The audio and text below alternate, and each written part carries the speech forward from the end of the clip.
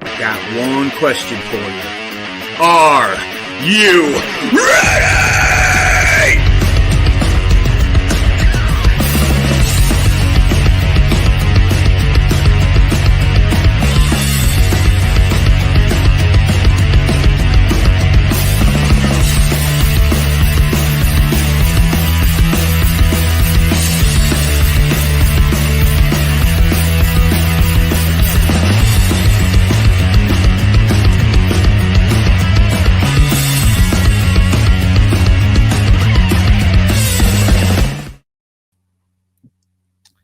Hey, what is going on, everybody? We are live with an amazing guest today, Jakob Drummond. What's going on? Hi, everybody. We're going to move out. We're going to move some people around. We're going to put him on the bottom so he can be the interviewee. The guest. What is going on, Jakob? Man, I tell you, I have really enjoyed this week. I've been playing your music all week, enjoying the singles. You are on Spotify. Go check him out, folks. It's a blast. Great. It is absolutely a blast to listen to him. And I have been impressed with his vocals as well as the musical quality that you have. One song had a lot of nice reverb in it. I just loving it. Absolutely. Thank you very much. Yeah, great. I really appreciate that. Yeah. So how are you doing, buddy? How are you doing? You're up in Northern California. Great. Yeah. Yeah, I'm doing great. Just working a lot since getting back with tour. Just keeping busy. That's awesome, man. Yeah, that's awesome. Yeah, James, how are you doing, buddy? How's it going? I'm doing very well, sir. Thank you for coming on there, Jacob. And it's very nice to meet you. And as well as Andy, listening to your music has been really awesome. Thank you. Definitely has been like playing, jamming through the radio. I got like a 30-minute drive to work, and most of the time it's playing. So thank you very much. Usually once we have a guest on, I usually we both do kind of jam out your music throughout the week. I really appreciate it. Yeah, thank you guys very much, both for having me on. Oh man, it's really cool. It's a blast. We're excited to have you on, and this is the cool thing about. I mean, I don't know about you, James, but we just look forward. I look forward to Thursday because we get to meet some amazing musicians, and this is another time where, our buddy Gary was talking about you, and I was like, we got to have the guy on. So Gary has his show on Wednesday nights, and he plays a little bit of he's played your music before. Yep. Gary's the best. He's totally awesome. He's a rocking dude. And he is awesome. Yeah. We had so much fun with him when he was on our show, and we were just like, we got to have whoever he says is going to be awesome. We got to go grab that dude. So yeah, he's a great guy. Very excited. So we're going to deviate into what we do best, and that is talk a little bit about desserts. Perfect. So today we go guest first and we're always looking to see who's going to beat who in this. I know that I've already lost. I'm still on healthy track, Andy, trying to live the healthy life. But what do you got going on, Jakob, for desserts? I know you brought one. This is amazing. I'm going to start by saying I'm jealous of you because those huge ones are the best. I'm not going to give away what it is, but today I got sweet and salty caramel pecan Sunnyside Farms ice cream. Yeah, it's pretty good. Pretty good. And so how much of the quart do you eat? That's the question I have for you. One sitting. Well, we have an hour, right? So probably the whole thing. Yeah. It's so good. So we'll be on a diet after tonight as well. After this last meal, this is like chubby man season. I'm trying to be a good boy, and so I brought healthy snacks from Costco. We're doing blueberries, guys. Blueberries. Hi. They are huge. Look at this thing. I mean, these are they're on steroids. I've never seen blueberries like that, and they taste pretty good. Those are the best ones, I put them in pancakes the other day, and Caden went crazy. And then he said, by the second one, he was like, "I'm blueberried out, Dad." And I go, I get it. These things are huge. there's no way to hide them in your pancake. So it's just there's just a big glob of blueberry in that pancake. So probably next time we're doing chocolate. The best time to eat blueberries is in pancakes, I think. I believe you're right. And it's just because I don't know. It just adds a really nice flavor with the syrup. Yeah, it's true. It's all about that mixture. Yeah, I love it. And of course, we all know James has come to. He comes. The man cometh with something amazing. I got ice cream as well. I did make some ice cream as well. Did he make it? Did you make this?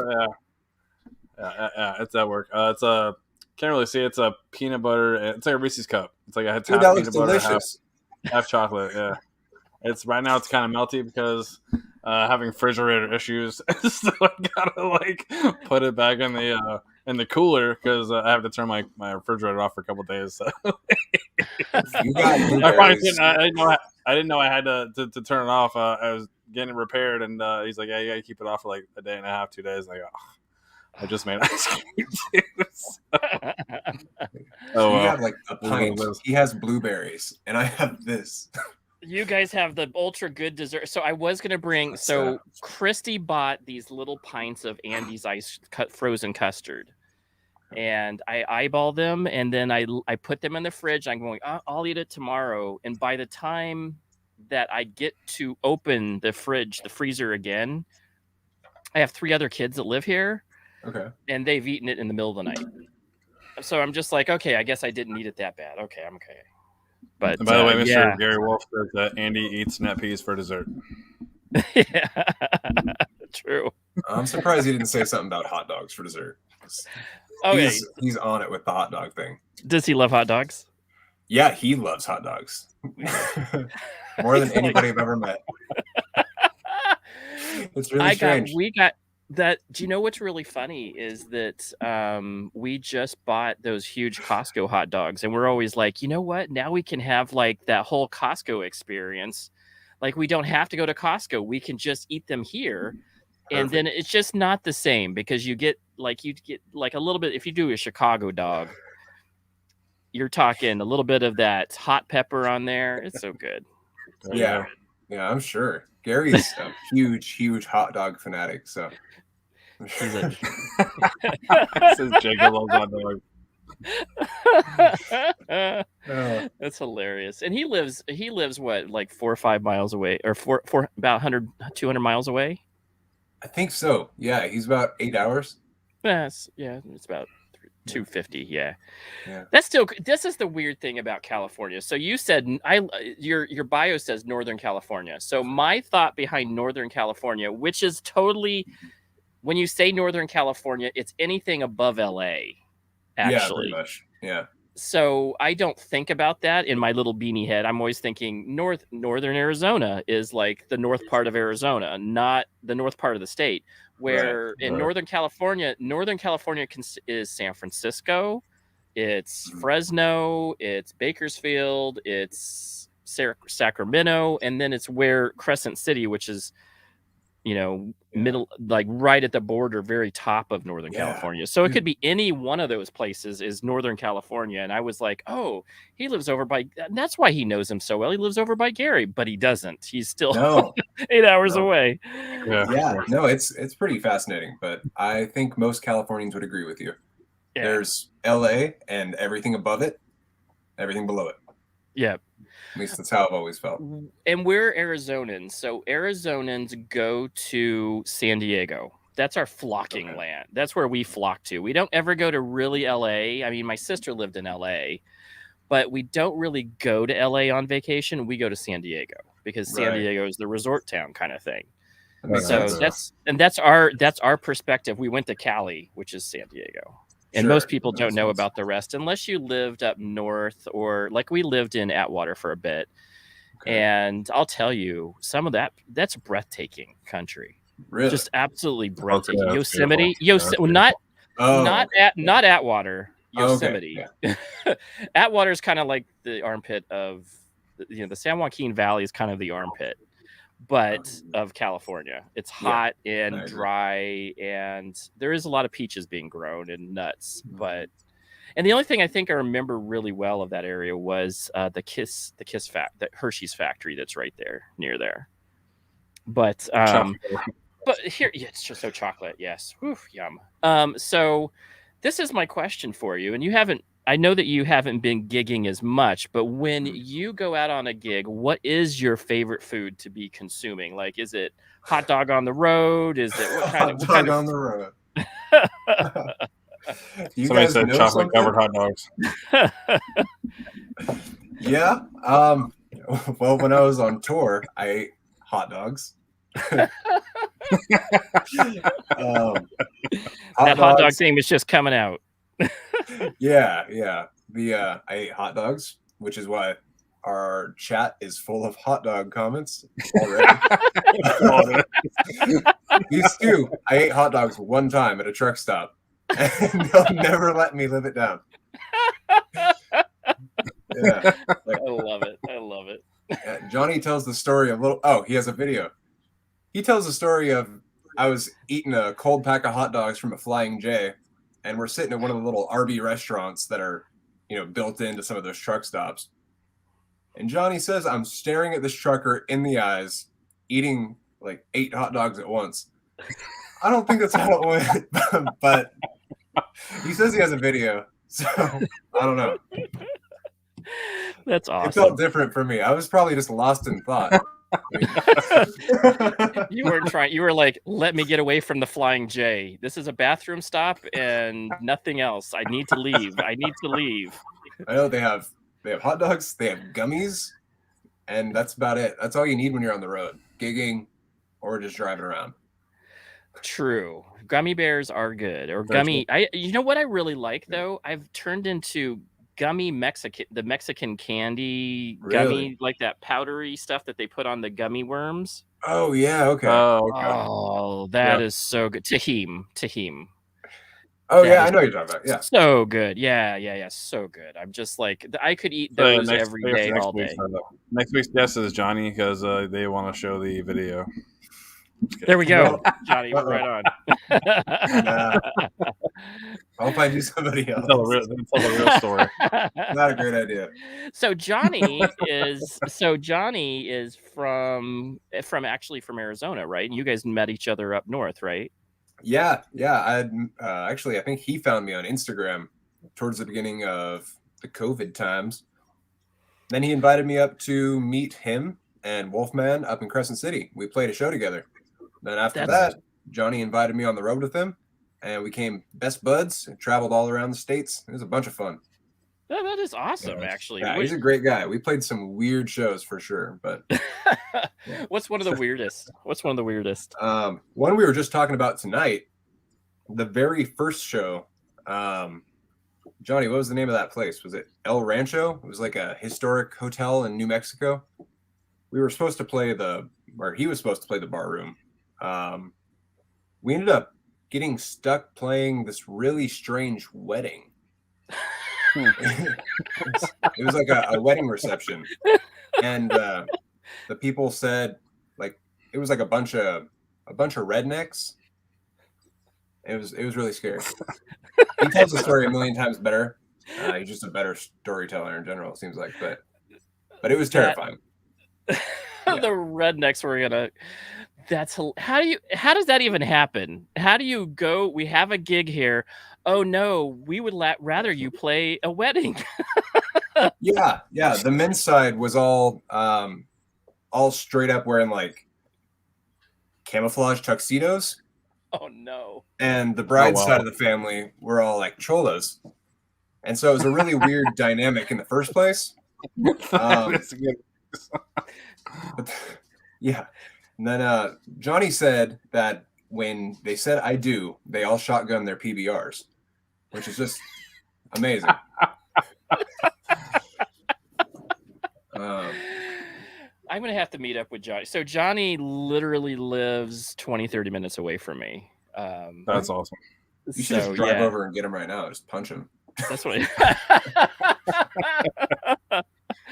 I talked to him and he's like, hey, yeah, I was like, yeah, where are you from? I'm like, from Mesa. I'm like nowhere fun that you would not know. I'd be like, I would love to be like that guy. Yeah, I'm from this exotic place and that's where you're calling. That's where you're talking from. No, I'm from 20 minutes away. Yeah, no, he's a great guy. You guys should definitely get him on your show.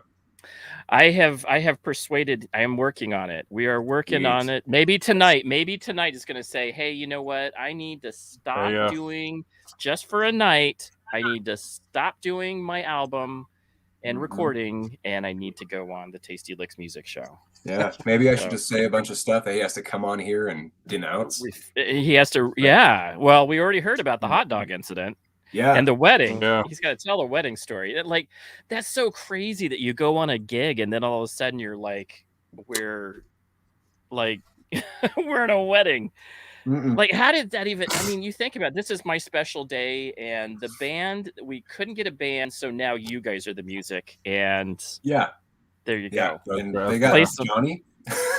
Johnny's like making this dark Americana murder folk, and it's like, that's perfect for a wedding. Perfect. He played that one terrible Johnny Cash song, like whatever it's about, a black veil. He played that for the wedding.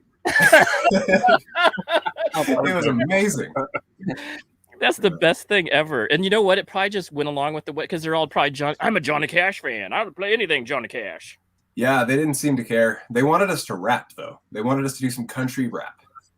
And of course, Johnny's like, Jakob raps. I'm like, no, not tonight, dude. This isn't really my crowd. This isn't my crowd. That's one of the best stories I have ever heard. I've never heard a musician going into a gig and then they play a wedding instead.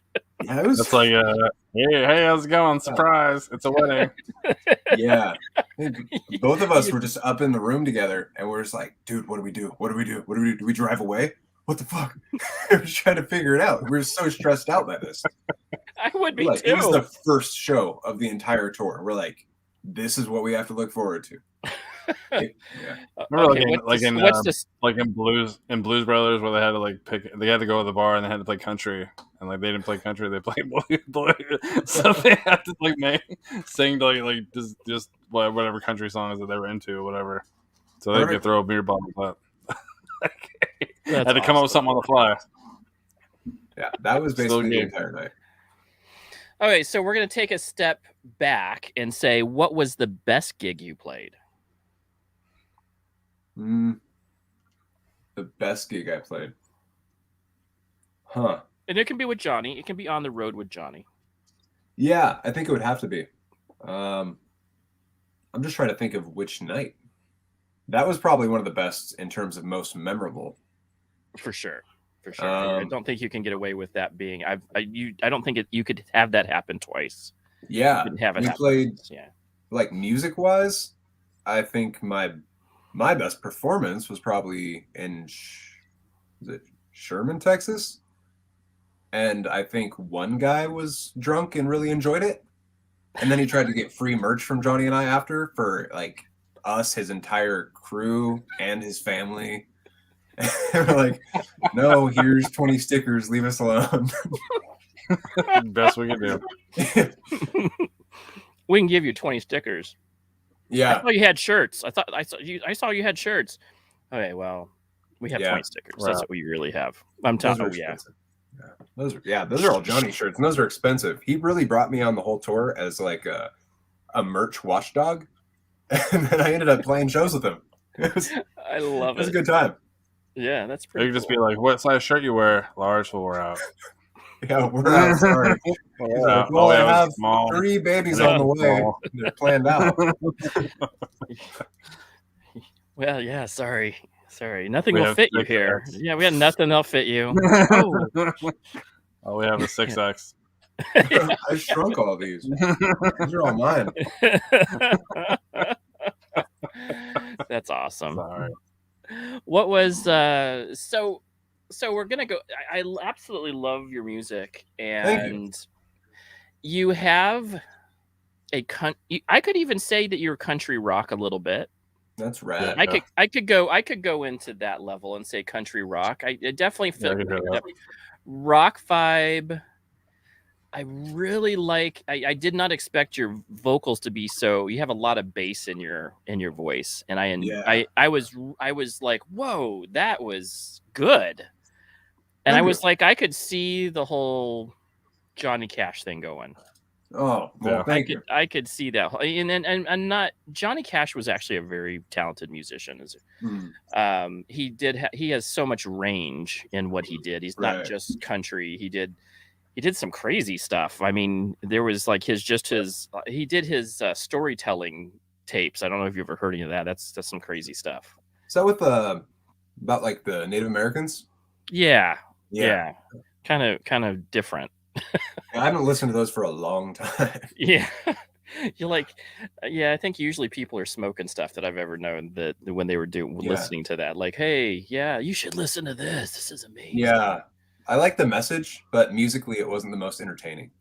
Right. Exactly. Captivating. It's like, oh, you're upset. I get it. But you do the tell me about the song where you go everywhere. Make it fun. Do you know what's really funny about that song, the Johnny Cash? So the last place I worked for 23 years, that was their song for every commercial. I Go Everywhere song. Oh, really? That was I worked for Choice Hotels, and that was their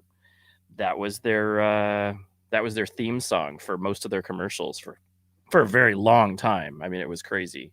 It's a great song to have. If you're gonna take a song and you're gonna make a hospitality company song out of it, that's a good song to have. That's perfect. Yeah. But the Devil in the Desert was the Johnny Cash one, right?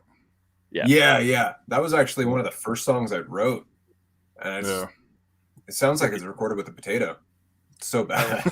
I had no idea what I was doing, and people seem to like that one better than the ones where I like put in 12 to 20 hours worth of production. I like the Beating a Dead Horse as well. Thank you. That's the one. I listened to that one first because of the name, obviously. But that was more intriguing. I'm like, Beating a Dead Horse, and then I went to the other one. I like that one. Thank you. I do like. So you have 5 EPs out, right? I think 5 singles out. Yeah, 5 singles out. Mm-hmm. And I absolutely love the singles. And you're ranging, and the funny thing, I was like looking through it, and you actually got onto some other albums that were like, that's the reason I did a little search and I found you in, what did I find you in? Presents a benefit, something about, what is it? A benefit. Oh, here it is. Okay. Oh yeah. Punkerton Records presents a benefit for venue hurt by the pandemic. Yeah, that was a fun thing to be a part of. Signed my first contract ever for that one. Yeah, that was good. And you sang a really good song in it too. So I was. Thank you. I enjoyed. I mean, I really, honestly, great vocals, and you played a little bit of guitar in it. I enjoy that, of course. Thank you very much. I'm a guitarist, so you know. Yeah, of course. Though I do not shred like the man Gary. No, me neither. He's great. He's great. He is great. But I do think that my question is what kind of got you into this? What said, hey, because you have to have a passion. We've talked about this with so many other musicians.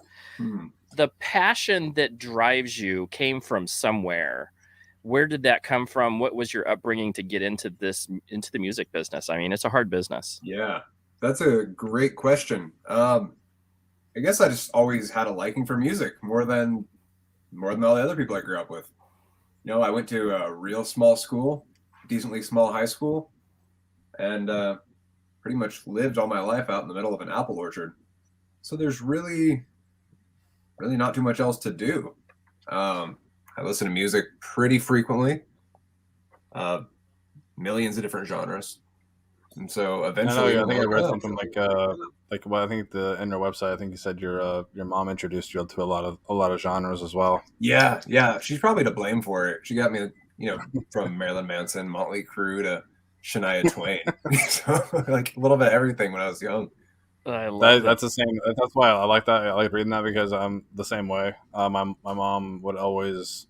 Every time I went to bed, I would listen to music. I mean, every time we'd rode in the car, it was always like, who's on the radio? It would be like a radio trivia kind of thing. Like, who is this? Totally. Like Van Halen or The Who or Led Zeppelin. It'd just be, that's where it would go from, Metallica or something, you know what I'm saying? But a lot of her stuff and like my dad and stuff those are a lot of the influences came from. Or if we went out the weekend or something like that, went bowling or something, they play like the the whole rock and bowl kind of thing. Yeah, so they would play rock music there. So, but yeah, I was introduced just to a lot of different genres.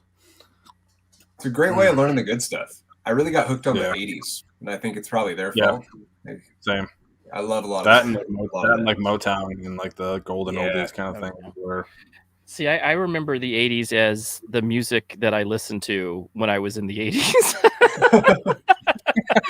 I just called it the music. It wasn't called the 80s then. It was just called the music. The music on the radio. Yeah. That makes sense. Yeah. I remember when, Theater of Pain came out. And I remember when Girls came out. I that was my introduction. That was my introduction to hard rock. Right. Back then it was, so they now call it glam rock, but we didn't call it glam rock in the 80s. We called it just hard rock. And then, that's what Bon Jovi and, Europe and all these other groups, they were the hard rock. And heavy metal came into you started listening to, and Metallica wasn't I think in 85, I remember Master of Puppets. One of my friends had a Master of Puppets shirt in 85, 86. And it was just because his brother brought him to a concert. But I just, the 80s had such a good diversity of music. So I agree. The pop, it changed music. And so what would you say was one musician that really changed your life to where you go, I got to emulate that guy. That's the guy. Oh, man. That's hard. It's a hard one because I have so many too. Yeah. But what's one guy that you go, that's the guy? And I can think of, in my life, I can think of one guy that's really instrumentally got me into playing guitar.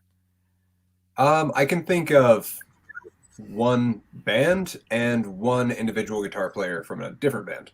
So the band that really sparks it for me, even currently when I'm trying to be creative, is Talking Heads, and the guitar player is just Mick Mars in general.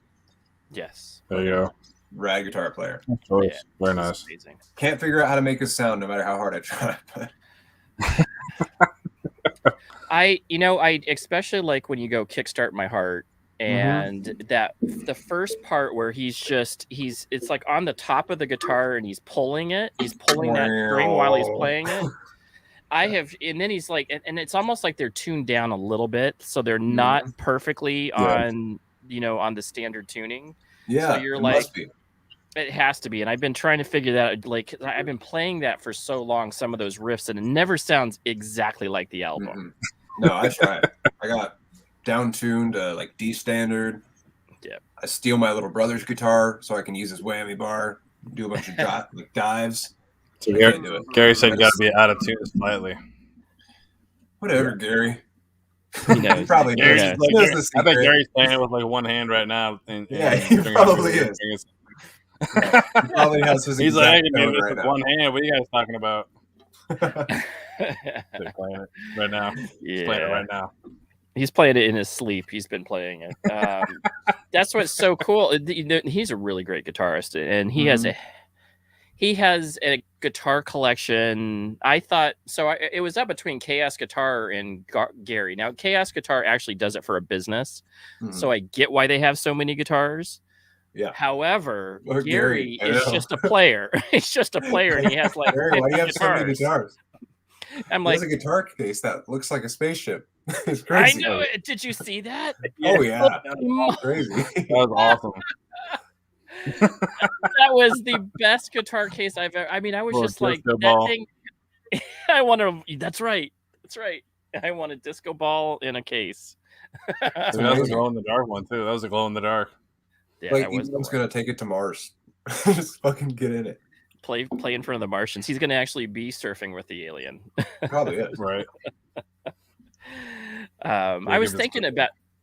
So that's so awesome. So yeah, Mick Mars definitely, and he is extremely talented. People, the '80s glam rock guys, the guitarists during that time frame, because of the big hair, there was a lot of people that said they weren't that they weren't as talented as other musicians. But I think that's where all of the great guitarists came from. I think so too. 100%. You're talking Steve Vai, Joe Satriani, Yngwie Malmsteen, which is like the god of all guitarists, pretty much. And then you have Mick Mars, you have even Angus Young, who for what he does, he's an amazing guitarist. Oh yeah, absolutely. Very simple, but it works. Yeah. If you want to play pentatonic, he knows how to play the pentatonic really, really well. And better than I do. Yeah, he's definitely has it down, and it's a little bluesy. I like the little bluesy riffs. I love blues. Yeah. Mick Mars has some of that. Do you know who another weird? So Mick Mars has that bluesy stuff, and when you listen to some of his ballads, you can hear it. So yeah, I enjoy him. And then who would be so? And how long have you been being professional, like musician wise? How long have you been doing this? Professional. I'd say as a solo musician, probably 3 years, 2 years, 3 years. Not too long. Before that, I was always playing in little punk bands in people's garages or like metal bands, and it was fun. But I never had the real drive just to do it myself. Gotcha. There's some days now where I still don't. It's hard maintaining. Like life wants to keep coming in and smacking the crap out of you every now and then. I hear you now. Yeah, exactly. Yeah, it's like you are not recording today. You need to pay your bills. It's amazing how that works. Yes. I don't want to do any more overtime. I want to sing. It's so weird. That's where is that from? Is that from? Oh, it's from Monty Python. Is it? I think so. Oh, I don't know. I was thinking about that rabbit from Monty Python today, though. Every now and then, the rabbit and the Knights of Ni come back. I saw that movie, The Holy Grail, like one time in 3rd grade, and those two things stuck with me. I have no idea why. Well, he was a bloody rabbit. He was. Maybe it's because I just see him on shirts. It's kind of like the Walmart equivalent of a Monty Python movie. Yeah. Holy Grail. So it's that's hilarious. James, what do you got for us? I know you always have some good questions. No, I was actually aside from like your Spotify, I was listening to a lot of like some of your YouTube stuff. The cover you did for I think it was you did the Britney Spears Toxic, right? Yeah. and the rooster, Alice in Chains, the rooster, which I thought was really good. Yeah, like you said, till the end where it. Oh yeah. What happened at the end? I might have to watch this. I don't even remember. It was something. Someone posted a comment on it. And it was so funny. It was like, you didn't ruin it at the end. You ruined it when you started, or something terrible. It was so funny. Just like the biggest slap in the face. I loved it. This is what's awesome about YouTube. Now we're not famous enough to get those people yet, but it's coming. It's coming. We know that it's coming.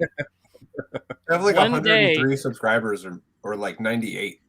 And still someone takes the time out of their day to be like, I hate you. I hope you die. It's awesome. I'm like, dude, thank you for taking the time to write that for me. Our other channel had like 350. And it wasn't bad. It was a lot of work to get to 350. We're still we're just beginning the journey for this channel, and it's churning, it's going. But we got to 350, and it wasn't even comments. It was the 2 dislikes for every video. We were like, why is somebody disliking? We just had one of the best amazing. We had who do we have? We had Filter on. We had Richard Bryant not Richard Bryant. Richard Patrick. Filter. Along with Morgan Lander from Kitty and S.J. Jones from her band. That's We cool. are pigs. So we were like, this is so cool. We have these amazing musicians. We've had so many, and we got 2 dislikes. I'm like, somebody just doesn't like us for some reason. That's like really anything. I mean, any video out there, like it could be like a baby crawling on the damn grass and with a rainbow behind it. Would still be a thumbs down. Like thumbs down. I hate this baby. Boring.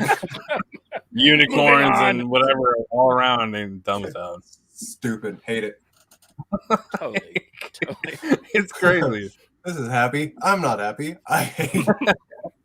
This makes me smile inside. I hate this video. How dare you do this to me? Thumbs down. I worked really hard and I'm gonna cry now. I'm with my emotions right now to like this video. Thumbs down. That's awesome. It's like, you guys ever watch Key and Peele? Yeah. Seen that show? There was this one skit that they did where it was like a bully, and he was like emotionally hyper aware, where he's like, "I'm bullying you because my dad treats me bad. Now I'm gonna come home or come to school and take it out on you." I want to see that in the YouTube comment section. Like, I'm gonna make you feel bad about yourself because I had a rough day at work, and it makes me feel better when I make you feel invalidated. Crazy shit. Hey, what's up, Ellie? What's going on, Ellie? We got some really cool people in house right now. We got Johnny. We got Johnny again. We got Johnny Grooms. Ellie, Miss Ellie. Yeah, Miss Ellie. What's going on? Is the hand grenade for me? Is it gonna feed it to me? Is the hand grenade like a hot dog? Get the holy hand grenade. The holy. Oh, that's right. And what is the number that you must count? To the number 3. Thou shalt not go over. If you go to 1 to 2, you must go on to 3. So my first time watching Holy Grail was in a dorm room in college, and my buddy goes, "You've never seen the Holy Grail?" I'm like, "Oh," and then he recited the entire in French. You know what that means? It means throw the cow. And I'm like, "Throw the vache." So that's when they throw the cow over the people. And most people that have seen it is like they haven't seen it within like decades. You know what I'm saying? They've seen it once and like I haven't seen it, like you said, since 3rd grade, since college, right? And 3rd grade. Who said that? I forgot I almost said 3rd grade, and I was like, he does do his research. Shit. We knew it. He was like, he was in your house. Jotting down notes. In the 3rd grade, I saw that he lived on an orchard, and yet he watched the Holy Grail once with some friends. Dude, that's my new Instagram bio. It is. He shows up. He's a time traveler, really. You guys don't know that yet, but he's actually, that's how he does it. Because he is also known. This is James the winner. He is the winner. He wins. He is the winner. And he wins. He not only does he win the dessert challenges. I even gave up. Now I'm just eating fruit. But he also wins, like, when we were in the bearded community, this guy would win everything. Like, bearded metal chef is there. He got to the point where it's like, oh, he won. It's a big surprise. He never wins. He never wins any free beard. Now it's like if I win, it's like sometimes if I win in a live stream, I'll just give it away to somebody. You know what I'm saying, like certain companies or whatever, I'll just be like, oh, you can have it. I'll still have the win, but you can have it. Have the win. Still go on my board. Still mark it down on the win on the board. What do you typically win? Like for prizes? Oh, usually just like whether it's like a beard products or stuff like that. I think last time I got a bump box.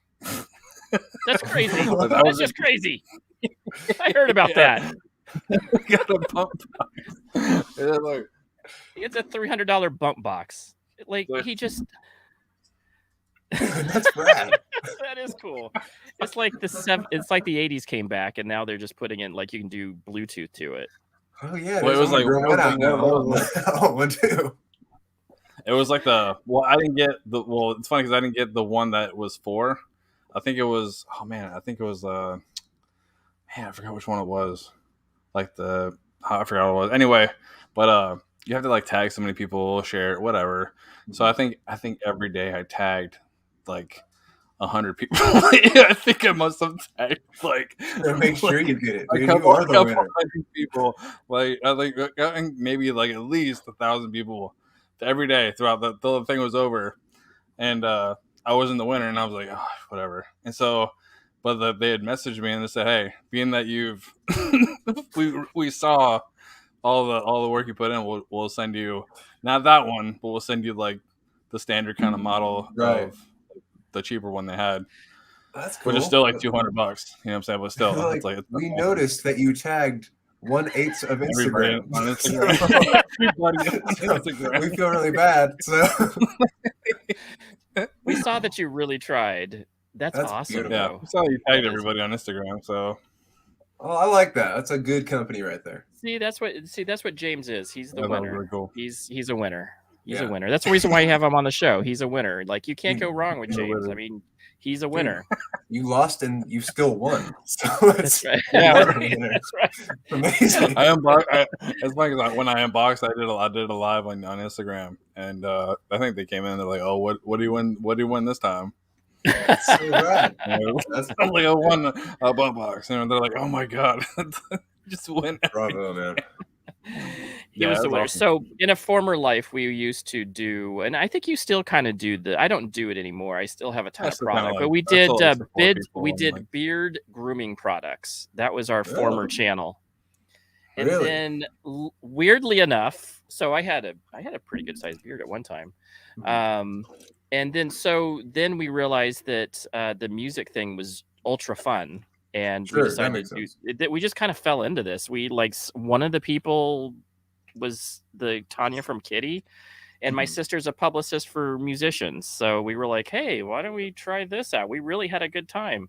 And we were interviewing the same people every time. It was like, hey, when are we going to have the next guy that we already talked to 5 times ago? Yeah, right. I mean, and everybody else has, everybody else that was, is in the community as well. They do interviews as well every week or whatever. And sometimes they might have the same guest so it's like, it kind of gets repetitive, and it's like, there's nothing wrong with it, but kind of just want like something different, something new, and then that we both enjoy. Sure. And that makes total sense. Music is definitely it. So we're like, hey, we have this guy, musician, he's bearded, blah, blah, blah. And then it's like, oh, well, let's just do like musicians. We'll see if we can kind of get some musicians on or whatever. Yeah, take that route. And then we had to change the channel because the other channel was really based on beer products, so we kind of had to like separate the mix. Had to move it on, which is why we try like only musicians with beards. Like if you don't have a beard and you make music, you can just go fuck yourself. But if you have a beard, then we want to talk to you. You don't have a beard, you're straight out. If you don't look like ZZ Top, you're out. You're out. Gone. I will say, speaking of ZZ Top, I just actually saw ZZ Top a couple days ago. Did you really? Awesome. How was it? Yeah, no, it was great. Yeah, it was. It had the Hard Rock in Tampa. Really? Oh, that's cool. Really awesome show. Really good thing. Good live. The last song they did was Tush, and they actually played. Billy Gibbons didn't sing. They actually had the tracks from when Dusty Hill, like the last show that Dusty Hill did before he passed away. They used his vocals. That's cool. Just to sing the song, and I thought that was really cool. That is cool.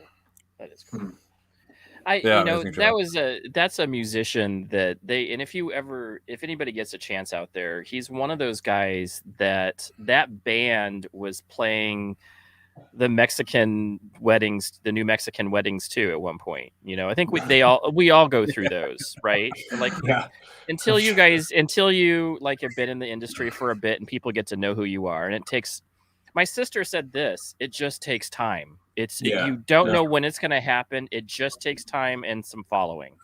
Yeah, and totally you slowly get the ball rolling. Is that? I mean, you definitely, your music is gaining momentum. What is it that is helping you kind of keep going on this? Honestly, I have no idea. It's just kind of that passion that won't go away. Passion. So, there you go. I may as well act on it, right? I mean, I'm not hoping for stadiums or anything. So, well, this is the other thing, though. You're talented. See, there's a certain level of, like, I could play guitar all day long, 24 hours, and there is still a certain amount of natural talent that you have to have, especially when you're a singer. I think that there's people that can sing and they have decent vocals, but to be a great singer, there is talent involved, and you have that talent. You have that it factor, and You can't, and when you hear it, when you hear it. Not everybody has it. Not everybody has it. We have been extremely blessed with musicians to where we haven't found a musician that sucks yet, have we, James? I mean, I've seen a lot of musicians that suck. I mean, I go on TikTok all the time, and there's people trying to get their music out, and we have just been blessed. And some of it's because they're going through my sister, some of it, but we just haven't found anybody that stinks to where you're like, oh, yeah, that's why they're playing in bars in Barstow, California for the last 20 years. Yeah. Right. Well, I appreciate We've been pretty fortunate to have pretty awesome guests. And even, the ones that play, we're fortunate enough to get them to have them play too. And we get like live performances. That's what made us even love what we were doing more, because nobody else that we knew was doing actual live performances. You know what I'm saying? And for the amount of people that we had on, subscribers, and we're putting out like live performances. This is unreal. No, I think that's fantastic, though. But and that's what we're going to have to get. So that's the deal with Johnny now. So we're going to have to pick up the Johnny and the Jacob show. Yeah, that sounds fun. And we're going to get them to play because I was like, hey, Jacob, do you want to play tonight? And he's like, all I got is drums. And I'm like, yeah, you're probably kind of missing on the like drums are fun. Don't get me wrong, drummers. You are percussionists. It was fun. You're all most of the stuff's out of my room right now, though. Like I guess it was last week. Got a big old hole coming down my ceiling. Oh no! What happened? Yeah, we had a storm here, and then water suddenly got inside the house. That sucks. That's what happens. I had to do that like a couple of years ago and repair something in the roof. Yeah, it was a pain in the ass, especially given the fact that I said I have drums. I'm not super smart, so I was like, oh, there's water.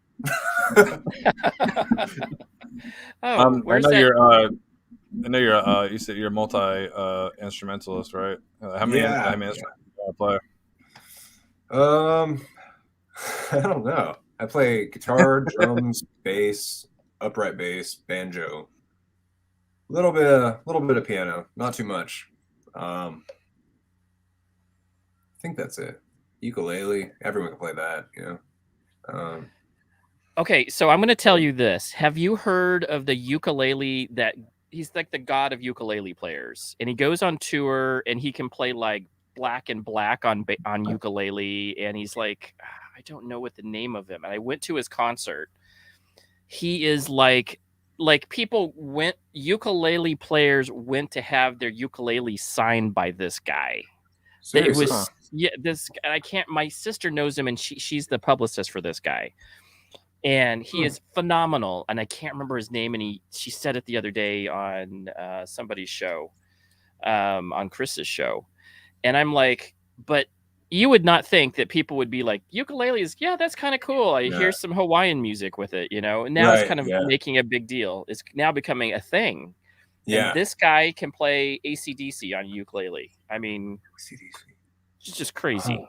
The guy's really, really talented. Like, I wonder if it's the same guy I'm thinking of. I remember years ago, I was watching this guy play. Do you remember the name if you heard Gently Weeps on ukulele, and it was just phenomenal. I think that's. Would you know the name if you heard it? Probably. Oh, Gary has it in the chat. Is that? Yeah, I was gonna say Jake, the first guy. That's him. That's him. Jake Shimabukuro. Yep. So my sister's the publicist for that dude. And I got free tickets to, it was like at the Mesa Amphitheater, which I had never been to a ukulele show. So me and Caden, my son, go down there, and I'm like, hey, how many people are going to be showing up for a ukulele? The thing was packed. And there was like, and my sister's like, hey, go say hi to him because he'll know who you are because you're my brother. And so I'm like, I go down there, I'm chilling. I'm like, and there's a line out the freaking door to go to get their ukulele signed by the guy.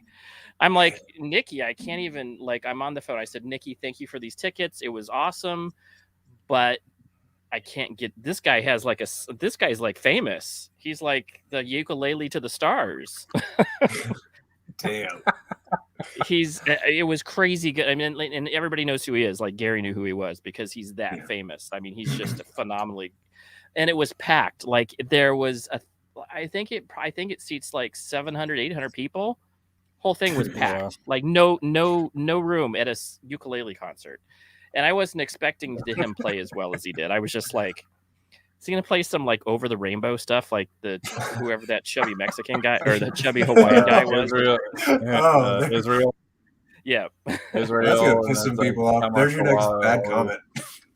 Yeah, like that chubby Mexican. I like. Yeah, that was horrible. How I'm going to get a comment? What? And then I'll have to explain. I have kids that are chubby little Mexican kids. So there you go. Yeah, so I'm not making fun of any chubby Mexican people. It was the Hawaiian, but it was but the Hawaiian guy did die, so I will give him that. It's sad. We should not make fun of the dead ukulele guy, but literally, yeah, but literally, don't say the only. It was James. It was James. Try to get out of that. See you on the comments. We won't make fun of him. We're not making fun of the guy. That's the only other ukulele player I know, other than my aunt who can play ukulele. Dude, aunt playing ukulele? It's perfect. Well, that's when I was just like, she played like different instruments. So I was like, oh, she's really into the ukulele. That's cool. I didn't know it was a thing. I didn't know that like the ukulele is now taking a front street. If you go onto Instagram, there's like a whole. You don't hear like, hey, I'm gonna go to a ukulele concert. Like what? Yeah. Whoa. Yeah. That's true. Like, Instagram did that with banjos last year too. It was like, what are the most annoying instruments I can find? I'm gonna make them famous. Banjos are fun. Yeah, they're a lot of fun. I spent months trying to figure out the technique for it. It made me insane. Yeah. And I'm still not good at it. So now I make everyone else insane. It's like when I was like when I first started playing clarinet. I don't know if you know many clarinetists, but when you first start playing, it sounds like geese over high. Geese over high noon. My dad's called it. It was like so bad. It's like everything squeaks and it all sounds like a goose. It's horrible for the first, and it's like 2 years of that. Like people are like, my dad, you got to go play in the basement. I'd be like, I can't hit that note. And he's like, I can tell. No, you're in the basement now. No, props to you, though. That's one thing I cannot wrap my mind around is playing wind instruments. I tried a saxophone for maybe 3 minutes, and I thought I was going to pass out. It's terrible. I don't get it. Yeah, that's crazy. That's one thing I played in high school, and I feel you on that one. It's really difficult. I'm not sure. What is it? It's some of it's omniture, right? So it's omniture, which is, and then it's also breathing in from your that whole diaphragm breathing. It is where you're So, but you're as a singer, you have to be doing that because that's the only way you can keep your voice solid, because throat singing kills your voice after a while, right?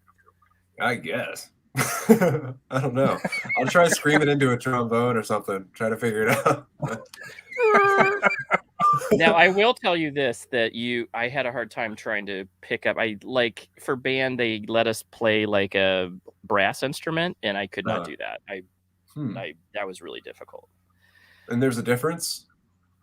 The way that, because there's a reed instruments, and you're blowing in very differently because you're blowing because it's a reed instrument and it has the little thing on the top of it that basically holds the reed, and you're blowing through the reed to make the noise. Right. Yeah. Right. I thought that was saxophone. Yeah. I have absolutely no idea. Thankfully, no one's left me alone with one of them for long enough. Usually just like in passing, it's, hey, I'm going to walk over without asking. You put my lips on your precious instrument. and then try not to get lightheaded. What is this? This looks really simple. I could see myself playing this. And it does. It always looks simple. It never is. No, it isn't. You see that guy, he's playing the blues on that saxophone, and I can do the same thing. Yeah, I know what you're saying. I do know what you're saying. No, I remember trying to hold the saxophone. Like, there's too many buttons, and I can't breathe. I feel like I'm going to throw up. Yeah. Hard time. Don't have to do that with a guitar, thank goodness. So that's the interesting thing, and this is the real truth behind musicians. There is no shortcut, and I think you know that from playing. There is no shortcut to playing well. There is practice and more practice and more practice, and Never even stops. when you get good, you're still practicing to get that next technique. I want to be able to do this and be able to do more jazz chords. Like once you get, okay, so I got down to bar chords. I got bar chords down. Okay. They're not great, but I'm doing okay at it. And then, oh, no. There's jazz chords. They're like your reach is like over here. And, you're using your pinky now and stretching it like 5 frets down. You're like, wild stuff. Yeah. And then your transition. The problem with that is you could get your hands in that shape. And you're like, okay, I played it.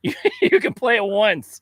And then they're like, okay, now move it over here to this other. And now you're like, no, I can play this. Can it go up and down the neck? Right. Just keep that shape. Just keep that shape. And then now, no. We're going to have you go over to this other shape. And it's not just like this cage system. It's always like crazy chords. That's what. Yeah. I tried learning Western swing for a few hours one night. And it felt a lot like I was playing saxophone again. No. You're just like you're reaching out. You're like you're just your thumb. I that's the one thing about that. You're like, I have to just. How do I get my reach to do that? Especially when you first start playing guitar.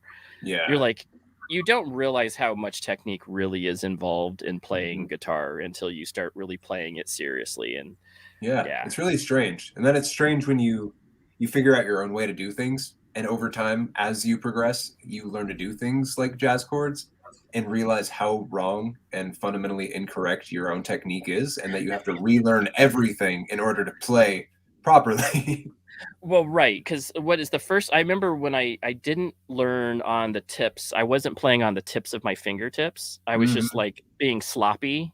Right. And so I would have, and then I would do the little praying, and there were still some songs that you can do that, but usually, my thumb still has the horrible habit of going way over the neck of the guitar and trying to play over here or something.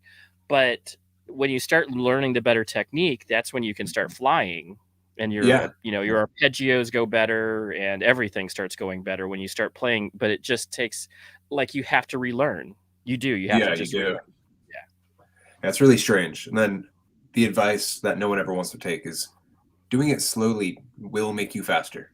Yes. Really strange. Yes. And that's the one thing that you kind of do it at your own speed, and you do like little speed, and then you kind of build up a little bit and then a little bit more. So kind of baby steps it. It's just so boring, You hear a guitar solo and you're just like, I just want to shred it right now. Shred out, I don't want to put work into this. I want instant gratification.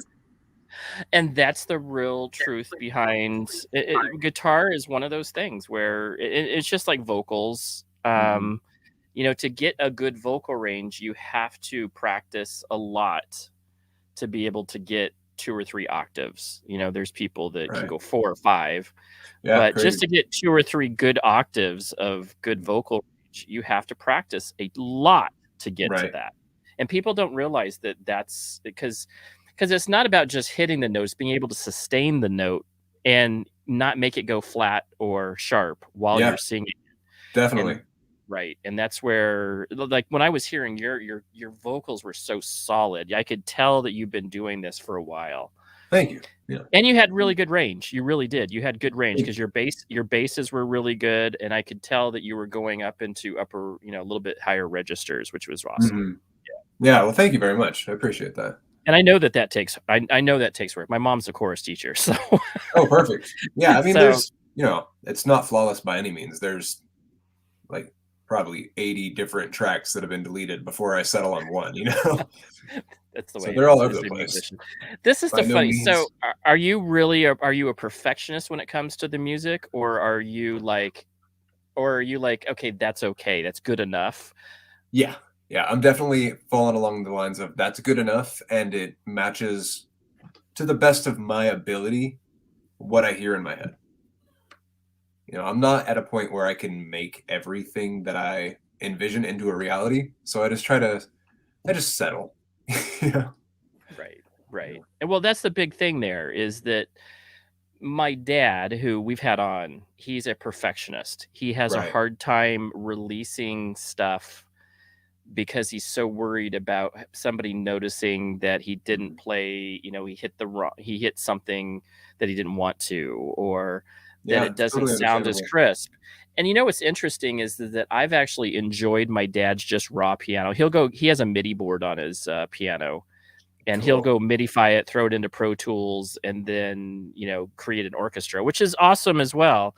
But I've almost enjoyed his piano playing better, just the raw piano playing that he does, where you're just like, that's what I grew. Maybe that's because I grew up with it before the MIDI board. And I remember going, he's so talented. I wish I had an ounce of his talent.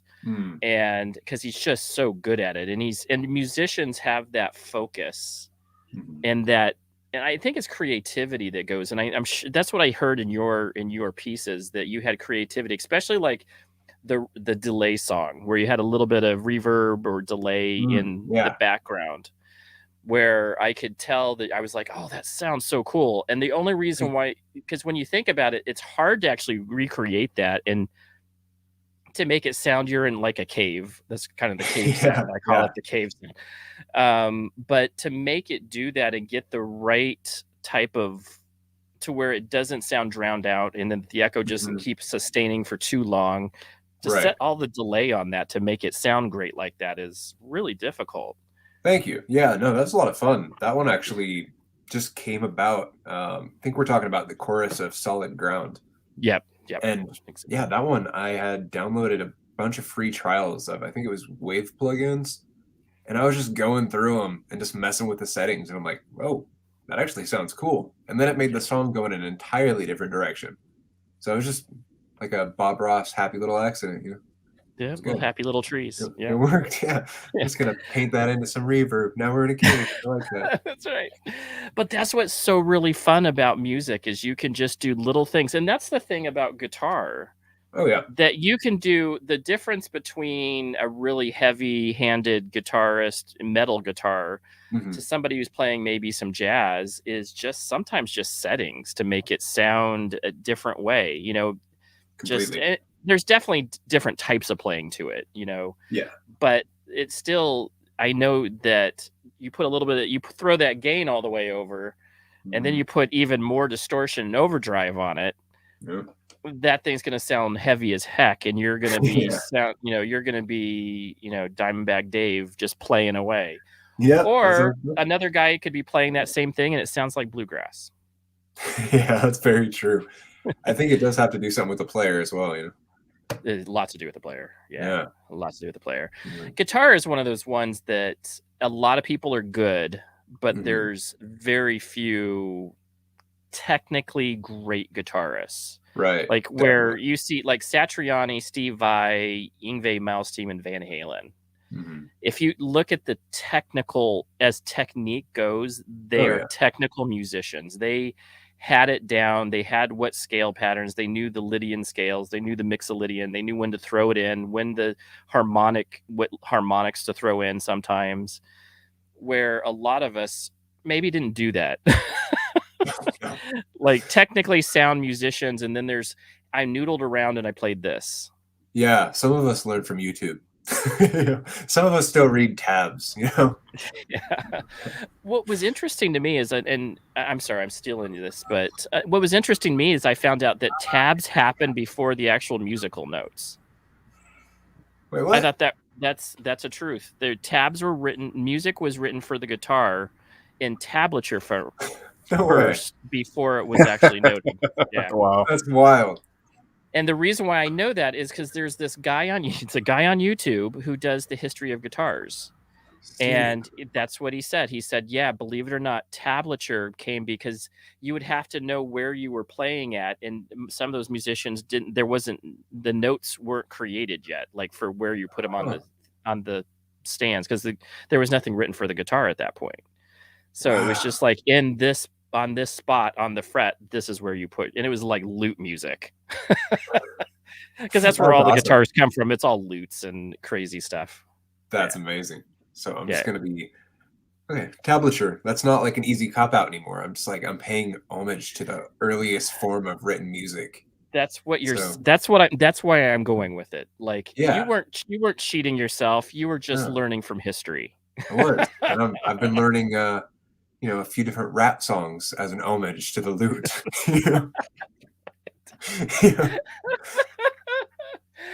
The first time I heard Rat, I was like, "This is the best. This is the best group ever. Look at all the girls." They're dancing. What was it? Dancing. Oh, what is it? They're dancing. They're dancing. There's just this girl on like a stripper pole or something. That was Rat. That's amazing. That 80s rock right there that's the epitome of 80s rock. Them, Cinderella, anybody who went on with like I can throw 100 names of LA Guns. It was like these are the future stripper rock. They're so good too. I love them, man. I just totally love it. I might cut it as a bass player back then. Not look-wise, but if I had someone else do it, maybe I could stand behind them and play bass or something. Could be. Don't look at the guy in front of me. All you needed was big hair. All you needed was big hair, and you didn't have to, and you just had to look cool, and you had to make like that. You had to have a face for the. Play get that you do big solos, lip out there. 4-minute solos with the face. That's right. I just feel like that'd be so much fun. It would be. It's I tried my hand. That's the reason why I got into music, because I thought I could be this rock star kid. Yeah. But also, Slash changed it for me. When Slash came on the scene, I was like, that's solid guitar right there. That guy knows how to play. He's great.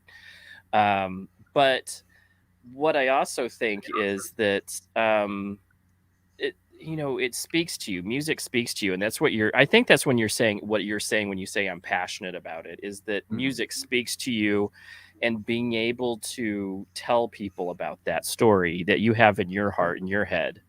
That's what this is. This is what it's about, and that's what I heard when I was hearing your vocals and your songs.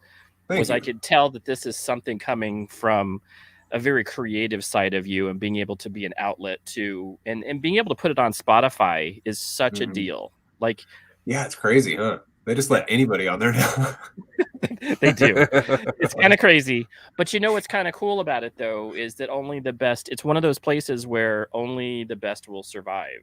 Like, there's so many artists out there, but only the really top cream of the crop. And I think that you got something. I think that you start getting a following, and that's what Gary said the same thing. Gary was like, these guys are solid musicians. And I'm like, they are, very much so. Well, thank you. Thank you to Gary. Thank you, Gary. We're all there. Thank you, everybody. We love you. This is the warm and fuzzy part of the show. Someone's gonna dislike this. Be like, I hate love. Thumbs down. Yeah, thumbs down. And he said that thing about the Hawaiian guy. Yeah, the Hawaiian ukuleles. guy. Oh, I hate ukuleles. I love ukuleles, and I don't. I love them. Why are you doing this? Oh, bad experience. I had a bad experience with the ukulele. I had a terrible experience with the entire. I tried to play it, and it didn't work out. I hate them. I was gang beaten by the entire ukulele community. There you go. Some crazy it was really like so going to like a really famous violinist, and I've seen those shows where it's a very famous violinist. It was like almost that same level of nostalgia.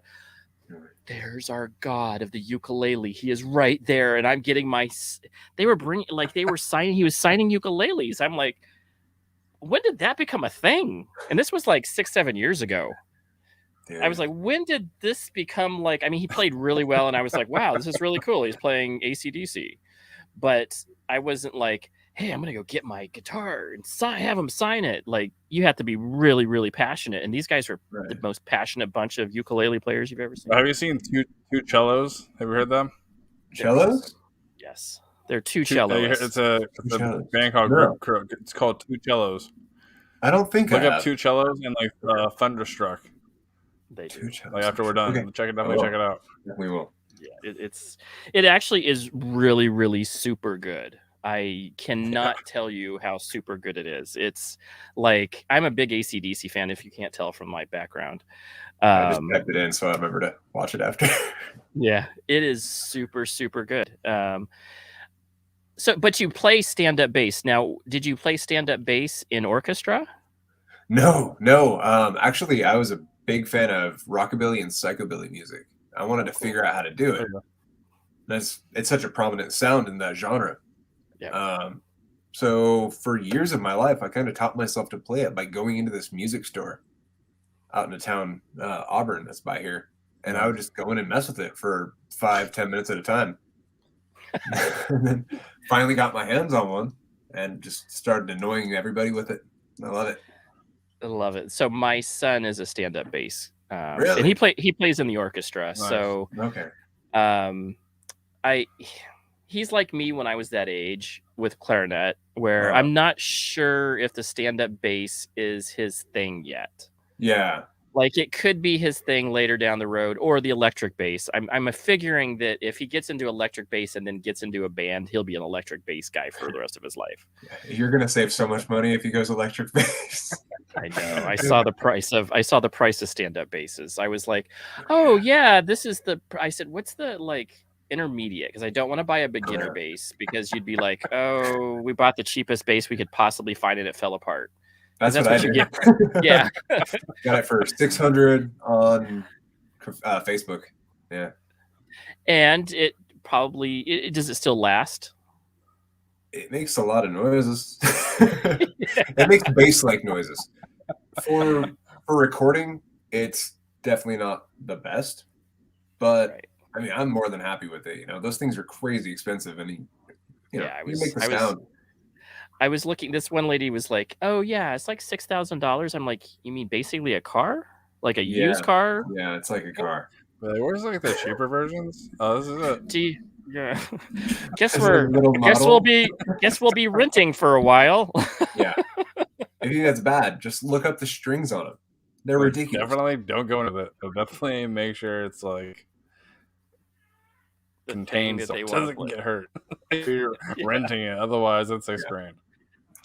You can buy them used. That's what I would do for sure. That's what we're right now. He's stuck on electric bass, so we're gonna buy him electric bass for Christmas, and then that's the cool thing about that Positive Grid Spark amp. It has a bass. It's a bass practice amp too. So it has a switch on it that can do bass. It's not excellent, but it's good enough. Right. So I was like, okay, that's perfect, and we'll just go down that road, because I don't know if he's really. I mean, he's been playing in orchestra for 4 years, and I think he's at that middle ground to where is he going to be an orchestra nerd, or is he going to be a bass rock guitarist? Is he going to be that bass guitarist that is going to switch over and start playing with his friends and have a band? Mm-hmm. And he could do both, honestly. You could, of course. Do both. But yeah, it's been fun to have music in the house. Yeah. No, music in the house is such a big thing. I guess I was the first musician in my whole family. Oh, cool. So it's very strange, but I got my little brother on board now. I taught him basically everything I know, and he's already gotten a lot better than me. Isn't that crazy? Yeah. Dude, he surpassed me so fast. Within 2 years, I'm like, why did I teach you everything I knew at once? I've been gathering this information for 11, 12 years, and I give it to him, and he's playing Call of Duty, and then he's just playing some of the most insane metal shit I've ever heard in my life.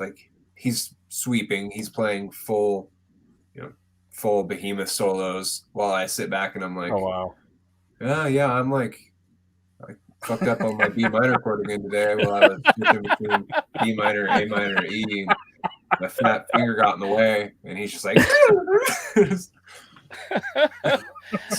years. I know. I have a son named Joey, and he is an artist.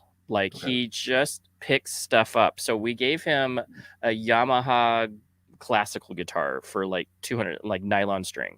Okay. Because that's what I learned on, and he really wanted one, and my dad talked him into that one for some reason. Right. He picked that thing up and was better by month 2 than I was in 3 years of playing. I mean, he picks up musical instruments and he can just start, and he just sits and goes over it and is meticulous, and he just has talent. Like, that's the difference between talent and us just practicing. Yeah. And I played, and it's fun, but it's talent, it's, and also, he's got a big brother that he's already made the mistakes and said, don't do that. And then they don't do that. Now. You're like, use your thumb as much as you can. Wrap it around the guitar neck as much as you can. Try to slow them down. Yeah, do the hangover thumb. It's a really good technique. It's perfect. Yeah. I was watching this. So I'm watching this Udemy, and this guy's like, that's a technique in guitars, and I'm like, huh. It's really strange. I've only ever seen it in one song, I believe. I'm sure there's more, obviously. AC/DC does it a lot, but they did. I think they still, they're still playing, but I think he plays a lot of like some of this. He does a lot of that thumb, and it's like a rock guitar cheat hack thing. So you don't have to play a G. Yeah. So you don't have to play a G. It's like you can play over here and then you still play that G or that F up here. Yeah, that makes sense. I think what I saw before was like an F sharp on a D chord or something. Yeah, that's some country shit. I don't know. Yeah, that's exactly. So you can, and then you're also muting at the same time, those, so that you can mute also. That was the other thing, that it was like they were also using the thumb to mute like the D string. So you could play the G, mute with the rest of your thumb. You were muting the D or the the A string. And then you were then able to strum through the whole chord, and you could get the G picked up or the E string picked up plus the rest of the G chord, basically. Well, that makes sense. Yeah. But, this is a rock style. I'm like, okay. Right. Yeah. This is rock and roll. Play with your thumbs. There's no... Well, Yngwie Malmsteen was like doing that whole over the guitar neck thing. He can do whatever he wants. That dude flies. That dude is like crazy. Yeah, it's crazy. He was like playing like keyboard. Like, I actually saw somebody else that like they're left-handed and they learned to play like that. It was like bizarre. It was like I only had this type of guitar, and it was like this old lady, and she just was flying on chords, playing them in completely incorrect way, like over the neck and playing chords that way. I was just like, holy moly. Doesn't that make you feel bad when people that are doing it completely wrong are still better than we are?